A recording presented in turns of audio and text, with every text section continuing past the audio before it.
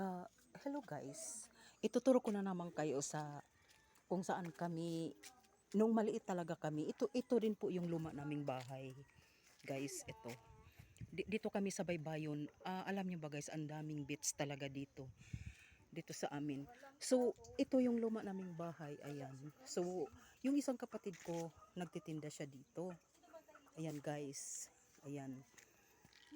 So, since maliit kami guys, dito na kami lumipat. Ayan.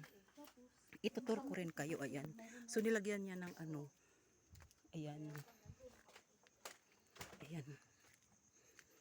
So, ayan.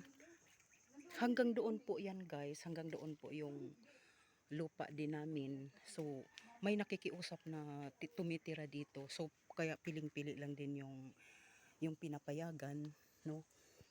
Ito yung luma na ginigiba na lang. Ayan, ginigiba namin ito.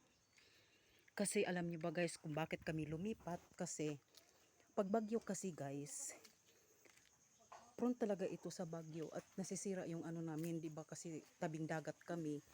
Kasi doon guys, dagat na. Ayan.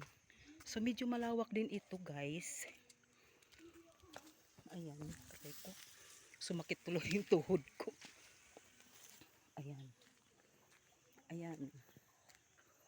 Dito kami lumaki. Ayan, medyo malawak-lawak din to guys. Ayan.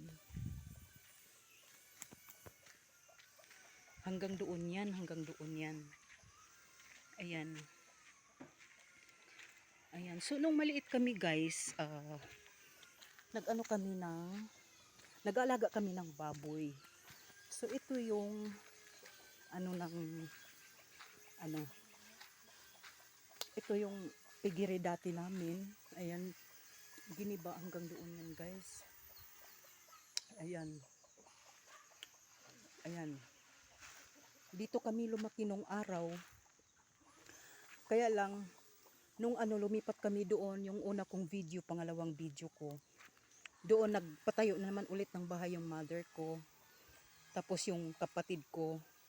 Kaya doon na kami talaga nagbabakasyon. Kasi dito, kumbaga, lupa din namin to, ginagawa na lang ng tindahan ng kapatid ko. Kasi marami ring nabili dito kasi daanan nga beach. Malapit lang kami sa beach dito. Ayan guys. Ayan, sinisira yung mga pader nung araw. Dyan kami. Ayan. So malawak din ito guys.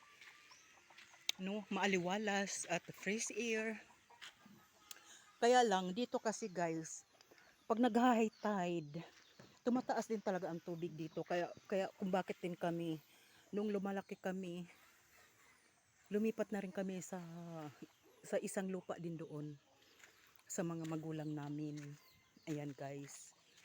No, kasi pag sobrang high tide talaga inaabot to ng tubig dito. Ayan. So hanggang dito na lang guys, hanggang sa muli. Bye. God bless po.